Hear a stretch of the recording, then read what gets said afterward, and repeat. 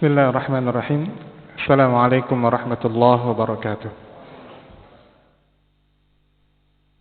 Innal hamdalillah nahmaduhu wa nasta'inuhu wa nastaghfiruh wa na'udzu billahi min shururi anfusina wa min sayyiati a'malina. May yahdihillahu fala mudilla lahu wa may yudlilhu fala hadiya lahu. Asyhadu an la ilaha illallah wahdahu la syarika lahu wa asyhadu anna Muhammadan 'abduhu wa rasuluh la nabiyya wa la rasula ba'dahu. Allahumma shalli wa sallim wa barik ala nabiyyina Muhammadin wa ala alihi wa ashabihi wa man istanna bi sunnatihi ila yaumiddin. Qala Allah 'azza wa jalla, ya ayyuhalladzina amanu taqullaha haqqa tuqatih wa la tamutunna illa wa antum muslimun. Fa inna asdaqal hadithi kitabullah wa khairal hadi hadi Muhammadin sallallahu alaihi wasallam. وشر الأمور محدثاتها فإن كل محدثة بدعة وكل بدعة ضلالة وكل ضلالة في النار. أما بعد, jamaah salat maghrib yang dirahmati Allah subhanahu wa ta'ala, alhamdulillah kita senantiasa bersyukur atas segala karunia Allah subhanahu wa ta'ala yang Allah anugerahkan kepada kita. Allah anugerahkan kita taufik, kita mampu menggerakkan jiwa kita untuk memenuhi kewajiban kita, salat maghrib berjamaah. Kemudian kita diberikan Allah nikmat taufik lagi untuk bersengaja dengan niat yang kuat untuk hadir di majelis ini dalam rangka tawassaw bil haq, tawassaw bis sabr, supaya kita saling menguatkan, saling berwasiat, saling mengingatkan agar kita istiqomah di atas kebenaran, dan juga kita bersabar untuk menitinya. Karena kata nasihat dari Ustadz Muhammad Qasim Muhajir yang pekan lalu mengisi di majelis ini, jalan hidayah itu penuh ujian, bukan penuh pujian. Untuk istiqomah itu akan diuji, bukan dipuji. Jadi ini adalah nikmat Allah subhanahu wa ta'ala yang kita syukuri. Salam serta salam semoga senantiasa tercurah kepada Rasulullah sallallahu alaihi wasallam beserta keluarga, sahabat dan seluruh pengikut beliau yang senantiasa berpegang teguh dengan sunnah beliau hingga akhir zaman. Jemaah yang dirahmati Allah subhanahu wa ta'ala, pada kesempatan ini ulun insyaallah akan melanjutkan pembahasan kita sebelumnya, yaitu yang kita ambilkan dari kitab Minhajul Islam fi Tazkiyatun Nafs wa atharuhu fi da'wah ila Allah, yaitu metode Islam dalam tazkiyatun nafs. Kalau versi terjemahan Indonesianya ini adalah disebut psikologi Islam, perkembangan kepribadian sesuai dengan manhaj Islam. Baik. Yang ditulis oleh Dr. Ahmad Karzun, sedikit mengingatkan, mereview apa yang sudah pernah kita bahas. Di bab pertama buku ini kita membahas tentang jiwa manusia dan sifat-sifatnya, termasuk kita membahas tentang fitrah Islam, fitrah iman yang ada pada manusia. Kemudian di bab kedua buku ini adalah tentang asas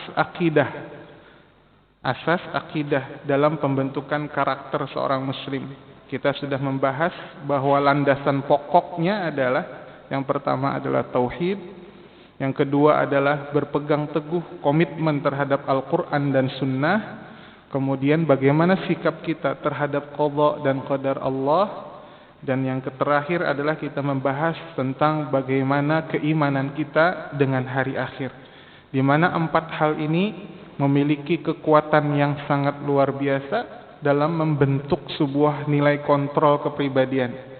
Kita menjadi baik itu karena kita yakin Allah ada, karena kita melaksanakan Al-Quran dan As-Sunnah, karena kita juga yakin bahwa apa yang kita lakukan adalah akan dipertanggungjawabkan di hari akhir. Kita sabar terhadap seluruh ujian itu juga karena kita beriman kepada Allah, dan itu Allah sampaikan di dalam Al-Quran dan As-Sunnah, dan kita beriman semua itu adalah atas qada dan qadar Allah, dan kesabaran kita akan membuahkan hasil yang baik nanti pada hari kiamat dengan kesabaran tersebut. Inilah landasan pokok yang mempengaruhi amal seseorang. yang mempengaruhi perilaku seseorang dalam kehidupan sehari-hari. Maka masuk ke bab yang ketiga adalah ada hal-hal praktis. Kata Dr. Ahmad Karzun, ada hal-hal yang praktis yang bisa kita lakukan dalam rangka menjaga kekokohan pondasi tersebut. Kalau kita membangun rumah, pondasinya itu sudah dibangun, maka langkah selanjutnya kita membangun dinding dan selanjutnya. Nah, di antara hal-hal praktis untuk membangun rumah kepribadian tersebut adalah yang pertama kata beliau adalah al-ilmu an-nafi' atau ilmu yang bermanfaat, atau juga bisa kita sebut dengan thalabul ilmi, menuntut ilmu. Jadi setelah kita dengan fitrah keimanan tersebut kita yakin Allah itu ada, kita beriman dengan kekuasaan Allah, maka bagaimana kita mewujudkan perilaku yang ideal itu? Maka proses selanjutnya adalah thalabul ilmi, yaitu dengan menyibukkan diri dengan menuntut ilmu. Menuntut ilmu ini sesuatu hal yang sangat besar, agung, dan sangat penting. Allah Subhanahu wa taala di dalam surat Az-Zumar, Allah Subhanahu wa taala mengingatkan kita, amman huwa qanitun ana al-laili sajidan wa qa'iman yahdharu al-akhirata wa yarjuna rahmata rabbih qul hal yastawi alladhina ya'lamuna wal ladhina la ya'lamun innama yatadhakkaru ulul albab. Kata beliau, kata Allah Subhanahu wa taala, mana yang lebih baik? Apakah orang-orang musyrikin atau mereka yang beribadah kepada Allah Subhanahu wa taala, bangun di tengah malam, sujud kepada Allah, berdiri untuk Allah Subhanahu wa taala, yang mana mereka melakukan itu karena ketakutan mereka akan azab Allah pada hari kiamat dan juga atas harapan mereka terhadap rahmat Rabb mereka. Qul, katakanlah wahai Muhammad, hal yastawi alladhina ya'lamuna wal ladhina la ya'lamun? Apakah sama orang yang berilmu dengan orang yang tidak berilmu? Innama yatadzakkaru ulul albab. Dan yang bisa hanya orang cerdaslah yang mampu mengambil ibrah, pelajaran dari semua ini. Jadi kalau kita perhatikan, ada orang-orang di tengah kaum muslimin bangun malam hari, menangis di atas sajadahnya kepada Allah Subhanahu wa taala, berharap kepada Allah Subhanahu wa taala. Apa yang membawa mereka dalam perilaku positif ini, yang menjadikan hati mereka begitu tenang dengan Allah Subhanahu wa taala di tengah malam? Sebab mereka mau melakukan ini adalah karena ilmu mereka. Makanya Allah kemudian menyatakan, apakah sama orang yang berilmu dengan orang yang tidak berilmu? Maka dengan ilmu seseorang tersebut, seseorang akan memudahkan, orang akan lebih mudah untuk melaksanakan amal yang benar, amal yang di atas petunjuk Allah Subhanahu wa taala. Lalu juga Allah Subhanahu wa taala berfirman di dalam surat Fatir ayat 27 sampai 28. Alam taro annallaha anzala minas samai ma'an fa akhrajna bihi thamaratin mukhtalifan alwanuha. Apakah tidak kamu perhatikan ketika Allah Subhanahu wa taala menurunkan dari langit air, kemudian dari air tersebut tumbuh buah-buahan yang mana warnanya bermacam-macam. Wa minal jibali judadun bidun wa humrun mukhtalifun alwanuha. Juga apakah tidak kamu perhatikan pada gunung-gunung itu, di mana mereka itu tampak terlihat seperti putih, kadang seperti merah, dan juga seperti hitam. Wa minan nasi wad dawabi wal an'am. Juga diperhatikan pada diri manusia, kemudian pada kendaraan-kendaraan mereka, dan juga pada binatang-binatang ternak. Mereka memiliki corak warna yang berbeda-beda dan jenis yang berbeda-beda. Innama yakhshallah min ibadihil ulama. Dan sesungguhnya yang takut kepada Allah hanyalah orang-orang yang berilmu. Jadi kalau kita melihat ayat ini, Allah Subhanahu wa taala menyampaikan, orang-orang yang mau berpikir ketika membaca ayat-ayat kauniyah, yaitu ciptaan Allah Subhanahu wa taala, maka akan menemukan di situ fakta ilmiah yang luar biasa. Contoh, Allah menyebutkan dari langit tumbuh air. Kemudian dari air tersebut, dari muka bumi ini, tiba-tiba dengan kita tidak tahu bagaimana prosesnya secara zahir, muncul tumbuh-tumbuhan. Tumbuh-tumbuhan ini tanpa kita tahu bagaimana prosesnya, walaupun kalau kemudian dengan ini, orang-orang yang meneliti menemukan ilmu biologi. Tapi belum ada orang yang bisa memastikan, walaupun hari ini ada pohon cabai yang warna cabainya tuh ungu, habang, kuning, merah. Satu pohon itu menghasilkan cabai yang berwarna merah. Orang mungkin bisa menemukan bibit apa yang bisa menumbuhkan tumbuhan tersebut. Tapi kawalah orang itu menentukan nang mana nang bakal warna ungu, nang mana bakal keluar warna habang di antara yang tumbuh itu. Nggak ada. Makanya harapan Allah Subhanahu wa taala, Al-Qur'an, sebagaimana yang disampaikan oleh Dr. Zakir Naik, Al-Qur'an itu bukan kitab sains. Al-Qur'an itu bukan buku sains. Bukan buku ilmu pengetahuan. Al-Qur'an itu adalah firman Allah sebagai petunjuk manusia, tapi hasil perenungan seseorang terhadap kitab Allah atas apa yang Allah ceritakan, yang Allah ciptakan di muka bumi ini, kemudian muncullah ilmu pengetahuan. Maka kalau orang memahami hatinya bahwa sesungguhnya seluruh ilmu pengetahuan itu datang dari Allah, seharusnya ilmu pengetahuan itu menghadirkan rasa takut kita kepada Allah Subhanahu wa taala. Makanya ayat ini ketika Allah menceritakan tentang ayat kauniyah, kemudian Allah ceritakan yang mampu menjadikan ilmu-ilmu tersebut atau yang menjadikan orang itu takut kepada Allah adalah ilmunya, yang kemudian dia memahami bahwa segala sesuatu yang terjadi di alam semesta ini adalah tanda kebesaran Allah Subhanahu wa taala. Baik.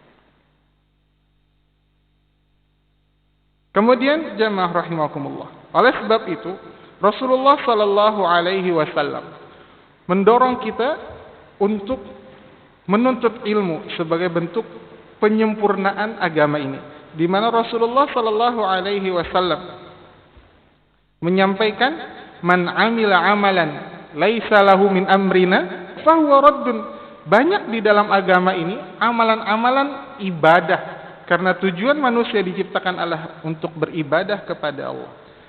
Maka orang-orang yang beribadah kepada Allah karena keyakinannya, karena imannya kepada Allah Subhanahu wa taala atas kebesaran Allah, atas perenungannya terhadap alam semesta, kemudian muncul keinginan untuk beribadah kepada Allah, maka tidak bisa diterima, kata Rasulullah SAW, ibadahnya kecuali sesuai dengan apa yang diajarkan oleh Rasulullah Sallallahu Alaihi Wasallam. Maka bagi mereka yang menuntut ilmu memiliki keutamaan yang luar biasa di sisi Allah Subhanahu Wa Taala. Di antaranya Rasulullah Sallallahu Alaihi Wasallam bersabda yang diriwayatkan oleh Imam Bukhari dari sahabat Muawiyah radhiyallahu anhu, man yuridillahu bihi khairan yufaqihu fid din. Hadis ini selain satu memotivasi kita, artinya bahwa barang siapa yang hendak mendapatkan kebaikan yang banyak, maka hendaklah dia menuntut ilmu. Karena dengan ilmu tersebut dia akan mendapatkan kebaikan yang banyak. Juga artinya apa? Sebagai bentuk renungan bahwa orang yang berilmu itu adalah sesungguhnya orang yang sedang mendapatkan kebaikan dari Allah Subhanahu wa taala. Dan mafhumnya adalah jamaah rahimakumullah, kalau kita dimudahkan Allah untuk hadir ke majelis ilmu, berarti Allah menginginkan kebaikan untuk kita. Dan ini adalah suatu nikmat yang perlu kita syukuri dari Allah Subhanahu wa taala. Yang kedua, hadis yang diriwayatkan oleh Abu Daud, Imam Abu Daud dari sahabat Abu Darda radhiyallahu anhu, Rasulullah sallallahu alaihi wasallam bersabda, "Man salaka tariqan yatlubu fihi ilman," barang siapa yang meniti jalan untuk menuntut ilmu, salakallahu bihi tariqan min turuqil jannah, maka Allah akan menunjukinya jalan untuk menuju surga Allah Subhanahu wa taala. Wa innal malaikata la tad'u ajnihataha radiya li talibil ilmi, dan para malaikat akan meletakkan, menaungkan sayap-sayap mereka kepada para penuntut ilmu. Kenapa? Ridha li talibil ilmi, karena ridhonya mereka, karena senangnya malaikat terhadap orang-orang yang menuntut ilmu. Maka malaikat turun ke bumi, turun ke majelis ilmu tersebut, kemudian meletakkan sayap-sayap mereka dan sambil mendoakan kita. Mudah-mudahan kita mendapatkan rahmat dari Allah Subhanahu wa taala. Inilah nikmatnya kita hadir dalam majelis ilmu. Lalu kemudian wa innal alima la yastaghfiru lahu man fis samawati wa man fil ard. Dan sesungguhnya orang yang berilmu itu akan dimintakan ampun baginya. Siapa yang memintakan ampun? Man fis samawati wa man fil ard. Seluruh makhluk ada yang di langit dan di muka bumi. Wal haitani fi jawfil ma, bahkan sampai seluruh makhluk yang ada di kedalaman laut. Maka semuanya akan mendoakan kebaikan, mendoakan rahmat bagi orang-orang yang berilmu. Wa inna fadlal alima 'alal 'abidi ka fadlil qamari lailatil badri 'ala sairil kawakib. Dan kemudian kata Rasulullah, keutamaan seorang yang berilmu itu dibandingkan dengan orang yang ahli ibadah seperti keutamaan bulan purnama dibandingkan dengan seluruh bintang-bintang yang ada di langit. Terlihat jelas bulan purnama jauh lebih indah dibandingkan cahaya bintang-bintang yang ada di sekitarnya. Wa innal ulama warathatul anbiya, dan sesungguhnya orang-orang yang berilmu itu adalah pewaris para nabi. Wa innal anbiya lam yuwarrithu dinaran wala dirhaman, dan para nabi itu tidak mewariskan dinar dan dirham, tidak mewariskan harta kepada umat. Innama warrathul ilm, akan tetapi para nabi itu mewariskan ilmu. Faman akhadahu akhadha bihadhin wafir, maka barang siapa yang mengambil warisan tersebut, dia telah mengambil sebuah bagian yang sangat banyak. Baik, ini adalah di antara keutamaan orang yang berilmu. Tadi disampaikan di sini kata Rasulullah, orang yang berilmu itu lebih baik daripada orang ahli ibadah sekalipun. Pernah diceritakan di kalangan Israiliyat. Biasanya di kalangan Israiliyat itu ada kisah para ahli ibadah. Ada seorang ahli ibadah di kalangan Bani Israel.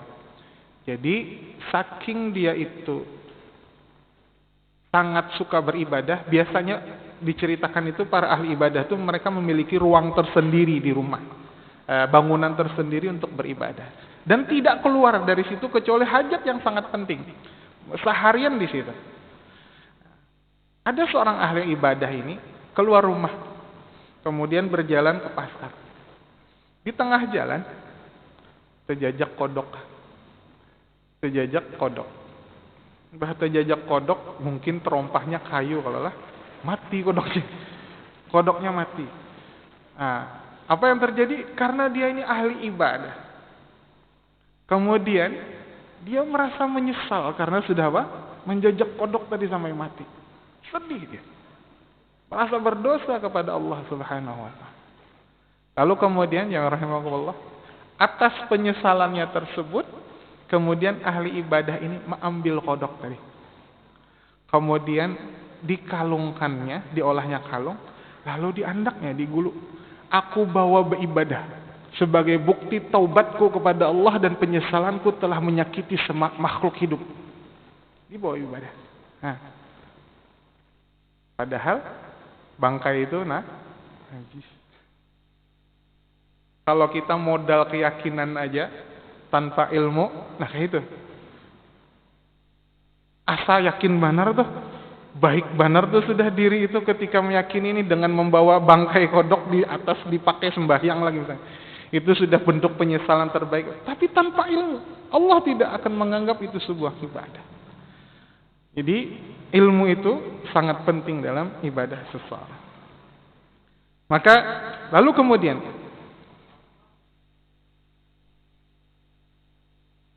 di antara keutamaan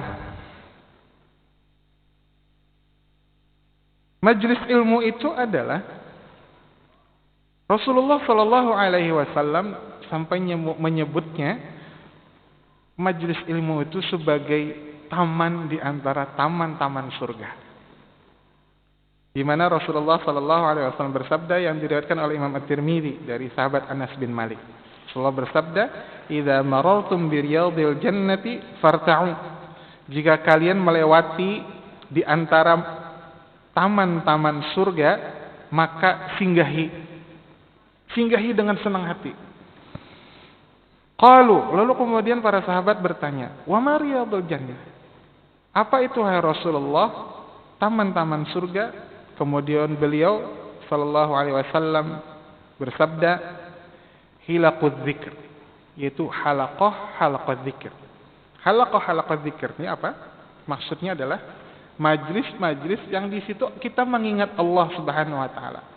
Termasuk di antara majlis zikir itu adalah ya berzikir kepada Allah. Kita membaca Al-Qur'an, kita saling tadarus Al-Qur'an. Kita di situ juga saling mengingatkan tentang Allah, saling mengingatkan untuk bertakwa kepada Allah, yaitu majlis ilmu. Ini adalah majlis zikir. Jadi ini adalah bagian dari taman-taman surga. Dan juga Rasulullah SAW bersabda yang diriwayatkan Imam Muslim, "Wa majtama'a qaumun fi baitin min buyutillah." Dan tidaklah suatu kaum orang-orang berkumpul di salah satu rumah di antara rumah-rumah Allah. Yatsluna kitab Allah.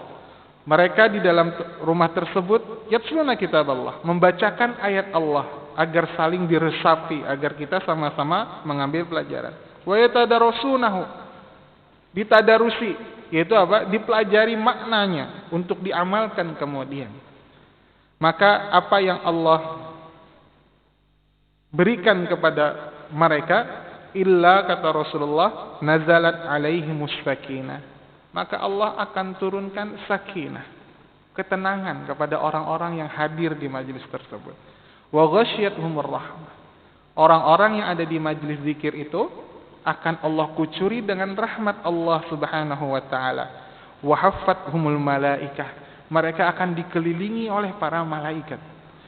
Wa dzakarahumullah fi man indah. Kemudian Allah akan terus menyebut-nyebut kita di mana Allah menyebut kita di kelompok malaikat, yaitu orang-orang yang dekat dengan Allah. Itu apa? Makhluk Allah yang paling dekat dengan Allah adalah posisinya adalah malaikat. Jadi kita akan disebut-sebut Allah di langit. Jadi jamaah rahimakumullah, kalau kita itu dalam keseharian kita kemudian menghadapi stres, menghadapi permasalahan, hendak healing, maka healing terbaik itu kemana? Majelis ilmu. Jadi orang stres itu bukan karena kurang piknik, kurang ngaji, ya, karena kurang hadir di majelis ilmu. Hari ini orang bicara healing, ke sini, kemana? Ke pantai, kemana? Ke mall, kemana? Dan kemana dan kemana. Dan itu semua sifatnya adalah sesaat. Tapi kalau kita kemudian berada di majelis ilmu, kita akan diingatkan untuk kuat bersama Allah Subhanahu wa taala.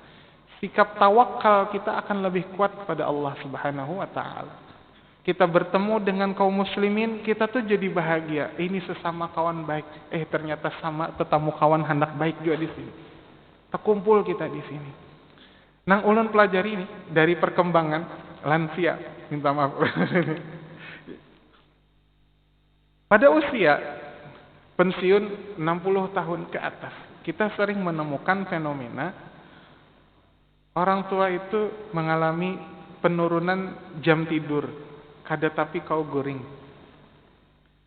Karena kada tapi kau guring, maka ini jadi beban pikiran, stres. Kenapalah kada kau guring? Dikira kada kau guring ini adalah sebabnya apa? Karena ada gangguan penyakit atau apa. Tapi setidaknya sebenarnya salah satu faktornya adalah memang dengan bertambahnya usia, khususnya pada usia-usia lanjut 60 tahun ke atas, jam tidur tubuh seseorang itu berkurang. 4 jam pian kawa guring itu alhamdulillah.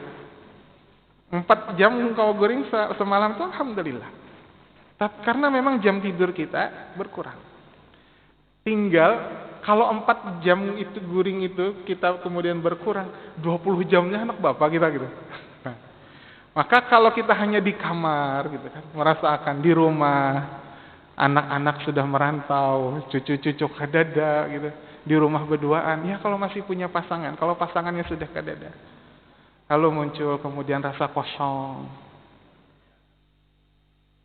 stres gitu Pak. Nah, coba kalau hadir ke majelis ilmu, melihat Bapak Fulan, wah duduk di paling muka, masih kuat. Pian melihat kawan kok kuat, termotivasi. Oh ilah, kawan nang itu aja, nang umur 70 tahun masih tegak duduknya. Saling memotivasi di majelis ilmu itu. Ternyata kawan ulun nang umurnya sekian tahun masih kuat sholat sunnahnya paling depan. Oh masih kau bersepeda hadir ke majelis ilmu. Itu menjadi motivasi. Itu yang menimbulkan kemudian kita menjadi rasa bahagia. Oh ternyata kita saling memotivasi di sini. Bisa menjadi lebih produktif. Amun ketia healing ke pantai, ketia healing habis duit, bulik ke rumah tetamu pulang keadaan kosong, kita kemudian hampa.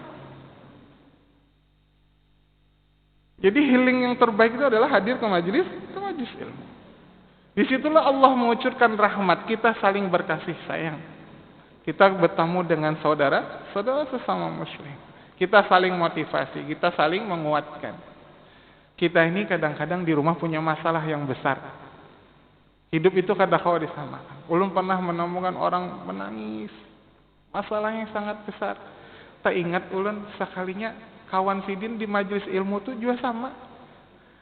Tapi alhamdulillahnya apa juga? Ketika kedua orang tua ini ketika hadir sama-sama di majelis ilmu tampak bahagia. Artinya Mas Ulun Bapak Ibu dan jamaah sekalian, ketika ulun sampaikan sebenarnya ketika pian merasakan itu, pian lihat di majelis ilmu itu, ada kawan pian sebenarnya masalahnya bisa lebih besar. Tapi kalau kita sama-sama bersemangat hadir di majelis ilmu untuk memotivasi beribadah, dan kita yakin sebenarnya di tengah kita nih hidup itu ada yang lebih susah dari kita. Maka melihat semangat kawan dalam di majelis ilmu itu untuk khusyuk dalam zikrullah di majelis ilmu itu akan saling menguatkan kita satu sama lain. Jadi kalau pian punya orang tua di rumah yang mungkin belum sempat untuk hadir dan kemudian merasakan dinamika psikologis yang seperti itu di masa usia tuanya, coba ajak ke majelis zikir. Kita temani, ajak, yang mudah-mudahan ajak orang tuanya untuk ke majelis zikir. Jangan di situ, mudah-mudahan beliau mendapatkan suatu kondisi yang lebih baik. Karena Rasulullah SAW menyampaikan, di majelis ilmu tempatnya rahmat. Di majelis ilmu itu akan diturunkan sakinah oleh Allah, ketenangan oleh Allah Subhanahu wa taala. Dan ini adalah menjadi sebuah keyakinan yang sangat harus kita jaga bersama. Kemudian di antara keutamaan ilmu tersebut juga, rahimakumullah, sebagaimana Allah Subhanahu wa taala firmankan di dalam surat Al-Mujadalah ayat 11. Yarfa'illahu alladhina amanu minkum walladhina utul ilma darajat. Allah akan mengangkat derajat orang yang beriman dan yang berilmu beberapa derajat. Allah akan muliakan mereka. Ulun akan menghadirkan beberapa kisah bagaimana Allah Subhanahu wa taala mengangkat derajat hamba-hamba Allah yang berkutat dengan ilmu. Di antaranya kita mulai dari sahabat Rasulullah sallallahu alaihi wasallam. Kita sebut saja Abu Hurairah. Abu Hurairah ini nama beliau siapa? Abdurrahman ibnu Sakhr ad-Dausi. Beliau ini berasal dari suku Ad-Daus. Itu adalah kalau kita sebut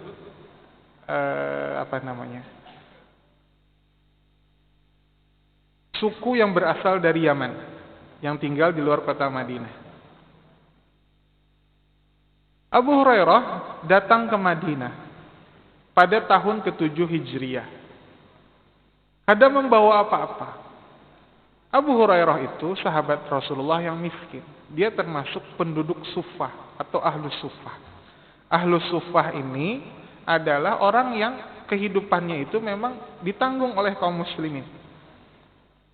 Ditampung di sisi di sisi mana dari Masjid Nabawi itu. Tapi memang Rasulullah siapkan itu untuk mereka yang tidak memiliki tempat tinggal. Dan mereka makan, hidup ditanggung oleh kaum muslimin. Rasulullah kalau diberikan sedekah, beliau terima itu, tapi kemudian keseluruhannya beliau serahkan kepada Ahlus Suffah. Kalau beliau diberikan hadiah, sebagian beliau ambil, beliau nikmati, sebagian beliau serahkan kepada Ahlus Suffah. Nah, Abu Hurairah ini miskin. Bahkan di dalam riwayat yang diriwayatkan oleh Imam At-Tirmidzi, Abu Hurairah itu pernah kelaparan, bujur-bujur kelaparan. Sampai mun sudah lapar tuh, kita tuh beti harap menahan parut. Amun kadang masukkan batu ke ikat pinggang tuh supaya menahan perut tuh supaya tidak lapar. Suatu ketika sudah saking laparnya Abu Hurairah, dia keluar. Kemudian berdiri, duduk di jalan yang dilalui oleh orang sampai bertemu dengan Abu Bakar. Lalu kemudian Abu Hurairah berkata kepada Abu Bakar, "Tolong ajarkan saya beberapa ayat yang Rasulullah sampaikan kepadamu." Biar Abu Hurairah, mudah-mudahan Abu Bakar ini membawa ke rumah makanan. Dibacakan Abu Hurairah ayat-ayat yang beliau dengar dari Rasulullah. Mbah itu sudah berlalu. Nah, belum rezekinya lagi. Kemudian tunggu lagi. Lewatlah Umar bin Khattab. Sama yang dilakukan oleh Abu Hurairah. Jar Abu Hurairah, ajarkan saya beberapa ayat yang kamu dengar dari Rasulullah sallallahu alaihi wasallam. Mudah-mudahan Umar hakun membawai makanan. Sekalinya imbah membacakan ayat, bulik juga Umar di kada juga membawai makanan gitu. Sudah gitu. Kemudian Rasulullah lewat dan tahu Rasulullah. Maka aja Rasulullah, sini kamu 4 gitu. Kada sampat betakon, Rasulullah udah senyum, sini kamu gitu. Dibawalah ke rumah. Sampai di rumah, apa yang ditemukan Rasulullah? Ada semangkuk susu. Ditakuni Rasulullah, kita dapat dari mana nih? Tadi ada orang ngasih. Keluarga beliau ada ngasih. Apa yang beliau lakukan? Abu Hurairah melihat apa? Satu mangkuk susu. Bah itu, ya Rasulullah, kiau buhan Ahlus Suffah. Kiau buhan Ahlus Suffah. Dalam hati Abu Hurairah, ya jawab. Sudah semangkok nang di kiau seberataan Ahlus Suffah. Ya amjar, maka lapar aja Abu Hurairah dalam hati. Lalu kemudian karena taatnya Abu Hurairah kepada Rasulullah dan dilakukan tanpa bertanya, tanpa jua menyela, ulun lapar kada disambut Abu Hurairah. Pokoknya jar Rasulullah kiau. Bah sudah datang buhannya semuanya ke rumah Rasulullah SAW, julungi jar Rasulullah SAW. La haula wala quwata, menahan lapar itu disuruh membagi. Ya sudah dibagi. Maka masing-masing orang meminum. Seluruh Ahlus Suffah meminum susu tersebut. Sampai digilir sampai kepada Rasulullah sallallahu alaihi wasallam. Dengan mukjizat Rasulullah, satu mangkuk susu itu mencukupi seluruh ahlus suffah. Keberkahan Rasulullah SAW. Lalu kemudian Rasulullah SAW memerintahkan Abu Hurairah untuk minum. Lalu kemudian Abu Hurairah minum. Mbah minum, lagi aja. Minum. Mbah Tuntung minum, lagi aja Sidin. Minum lagi. Mbah itu disuruh lagi aja. Kada Rasulullah, kada muat lagi sudah. Kada muat lagi. Nah, mbah itu hanya Rasulullah minum dan habis.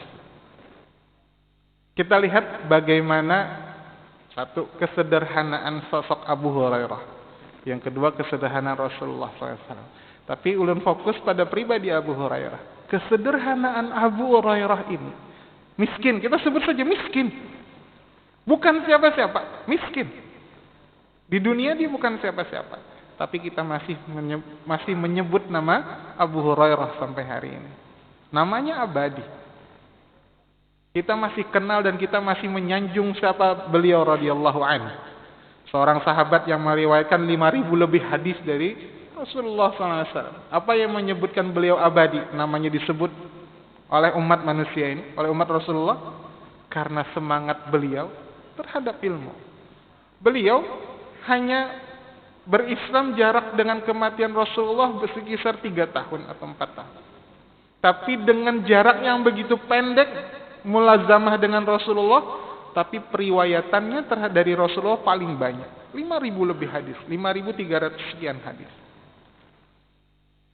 Menandakan beliau ini adalah sosok yang sangat bersemangat dalam menuntut ilmu. Abadi ngaran. Kemudian ada lagi dari kalangan tabi'in. Kita pasti kenal namanya karena sudah dijadikan nama jalan juga. Hasan Basri. Hasan Al-Basri. Hasan Al-Basri. Al-Basri kembali ke kota Basrah. Karena beliau hijrah, atau bukan hijrah, beliau pindah ke kota Basrah, Irak. Tapi beliau ini sebenarnya lahirnya di mana?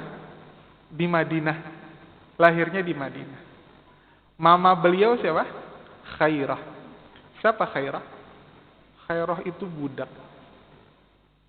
Khairah itu hanya seorang budak. Budaknya siapa? Budaknya istri Rasulullah, Ummul Mukminin Ummu Salamah. Budak. Lahir dari keluarga budak.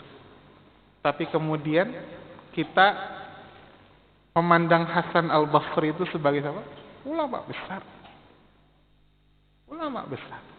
Kada ingat lagi kisah budaknya. Tapi dari mana Allah bangkitkan dia? Dari budak. Kemudian Allah angkat derajatnya menjadi seorang ulama besar. Karena apa? Karena semangat menuntut ilmu. Ada lagi yang namanya Atha bin Abi Rabbah, tabi'in juga. Atha bin Abi Rabbah, Habasyi, budak juga, keturunan Ethiopia. Bahkan dalam cerita itu disebut Amun Sidin duduk itu, ini saya tidak bermaksud untuk merendahkan fisik Sidin. Tapi maksudnya bagaimana ulama ingin menyanjung, mengembalikan bagaimana perbandingan antara kondisi fisik Sidin dengan keagungan Sidin di mata manusia, di mata Allah Subhanahu wa Ta'ala. Jadi suatu ketika Khalifah Sulaiman bin Abdul Malik dari Bani Umayyah pas lagi haji bersama keluarga beliau, kemudian beliau ingin mencari sosok yang namanya Atha bin Abi Rabbah. Lalu kata orang terdekat beliau, Atha bin Abi Rabbah sedang sholat di buncuk aja. Lalu didatangilah. Lalu kemudian orang-orang sedang bergerumul. Tapi bagaimana? Seorang seorang khalifah, kada mau menyuruh orang, ayo pinggir-pinggir, khalifah kada. Umpat duduk di belakang karena tedudi datang. Sampai nang anak ini bujar, kenapa kada disuruh pinggir? Kemudian ketika setelah selesai, ternyata sosok ini sedang sholat. Mbah Tuntung sholat, khalifah menyampaikan Assalamualaikum. Apa jawaban dari Atha bin Abi Rabbah? Waalaikumsalam. Jawabannya aja sama. Kada waalaikumsalam warahmatullahi wabarakatuh. Khalifah nang memberi salam, dijawabnya apa? Waalaikumsalam. Kemudian setelah itu terjadilah dialog antara Khalifah dengan Atha bin Abi Rabbah, bertanya tentang ilmu. Selanjutnya nang anak ini kada tahu lagi. Jadi pas sudah hendak sa'i, kan itu kejadiannya habis tawaf. Hendak sa'i, kemudian nang anak bergurunum, anak Khalifah. Kenapa bah? Kita ini betakun lawan laki-laki nang hitam.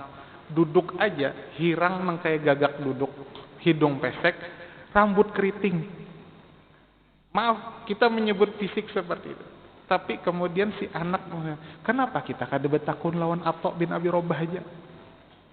Nang kita duduk tadi tuh pang Atha bin Abi Rabbah. Artinya apa? Seorang khalifah pun kada wani hendak beagak di hadapan Atha bin Abi Rabbah. Hakun duduk di belakang kaum muslimin. Kada wani. Karena apa? Karena kedudukan Atha bin Abi Rabbah. Lalu kemudian disitulah ada sebuah nasihat dari khalifah tersebut, Khalifah Sulaiman kepada anak beliau. Ya bunayya, ta'allamul ilma. Wahai anakku, pelajarilah ilmu. Fabil ilmi yashruful wadi'. Karena dengan ilmu rakyat rendahan itu akan menjadi mulia. Lalu kemudian wa ya'lu arqa ala maratibil muluk. Dan kemudian kata beliau, dengan ilmu tersebut seorang budak akan melampaui kedudukan para raja. Karena betul. Kemudian Sulaiman meninggal, digantikan dengan Hisham bin Abdul Malik. Kemudian datang ke istana. Datang ke istana itu mendengar Atha bin Abi Rabbah yang datang tadi. Julun ulun kisahkan fisiknya gitu. Kayak apa? Khalifah menerima seorang Atha. Langsung ada tamu penting di stop sini. Tamu penting gitu. Diberikan tempat duduk khusus, kada mau sini. Aku di sini aja sini. Berdiri. Lalu kemudian pian apa ada hajat? Saya perlu ini. Artinya itu semua yang disampaikan ulun kada menghafal secara keseluruhan intinya. Cuma semua itu adalah isinya adalah kemaslahatan umat. Di antaranya beliau kirime labih buhan para murabitin, buhan penjaga perbatasan itu, suplai mereka bahan pokok makanan itu lebih, karena mereka adalah orang yang berjuang melindungi kaum muslimin. Apa jar khalifah? Ada banyak komentar. Wahai tuang catat. Apalagi wahai Atha bin Abi Rabbah. Ini catat di sini. Kada tuh bang khalifah di hadapan seorang Atha bin Abi Rabbah. Lalu kemudian Mbah Bulik hendak disangui beberapa kantong dan semuanya ditolak. La as'aluka min ajr. Lalu kemudian beliau membaca firman Allah Subhanahu wa taala, aku tidak meminta dari kalian balasan. Balasanku hanya dari sisi Allah Azza wa Jalla. Bagaimana wibawanya seorang Atha bin Abi Rabbah di hadapan khalifah. Karena apa? Karena ilmu. Khalifah kadawani. Baik. Nah, tentunya ulun sebagai penutup ulun minta semua ilmu yang kita pelajari pada akhirnya muaranya tidak akan nafi' namanya. Kalau satu, kita tidak ikhlas karena Allah Subhanahu wa taala, maka ikhlaskan niat karena Allah Subhanahu wa taala. Karena hakikatnya ilmu ini tujuannya adalah menunjang ibadah kita kepada Allah Subhanahu wa taala. Kalau kemudian ilmu yang kita tuntut tidak menunjang ibadah kita kepada Allah, maka tidak disebut dengan ilmu nafi'. Lalu yang kedua adalah dalam menuntut ilmu itu kata Dr. Ahmad Karzun, hindarilah mira, perdebatan. Jauhi perdebatan. Karena perdebatan itu tidak melembutkan hati, tapi justru mengeraskan hati. Kalau pian ingat nama ada sosok Mu'tazilah, pendiri dedengkot Mu'tazilah, Wasil bin Atha, dikisahkan oleh bininya seorang. Wasil bin Atha itu kalau sembahyang tiba-tibanya kena ingat macam-macam. Apa yang ingat macam-macam dalam salat? Tentang hujjah Tentang apa? Argumen untuk dilakukan untuk melawan musuh-musuh perdebatannya. Imbah tuntung sembahyang langsung buka, langsung mengambil buku, langsung mencatat. Kira-kira apa yang akan disampaikan kalau bertemu dengan musuh. Sholatnya saja masih berpikir hendak mengalahkan musuh dalam perdebatan. Makanya dia disebut oleh gurunya Hasan al-Basri, i'tazala minna Wasil. Wasil telah memisahkan diri dari kita. Artinya dia menyendiri, sudah keluar dari ahlus sunnah. Maka tadi apa? Ikhlas karena Allah Subhanahu wa taala. Yang kedua adalah kita jaga adab kita dalam ilmu. Ilmu itu untuk kita semakin taat kepada Allah, bukan semakin hati kita keras karena perdebatan hanya mencari siapa menang. Sementara ilmu itu adalah untuk tawaduk di hadapan Allah Subhanahu wa taala. Aqulu ma tasma'un wa astaghfirullah li wa lakum wa sallallahu ala nabiyyina Muhammadin wa ala alihi wa sahbihi wasallam. Walhamdulillahirabbil alamin. Assalamualaikum warahmatullahi wabarakatuh.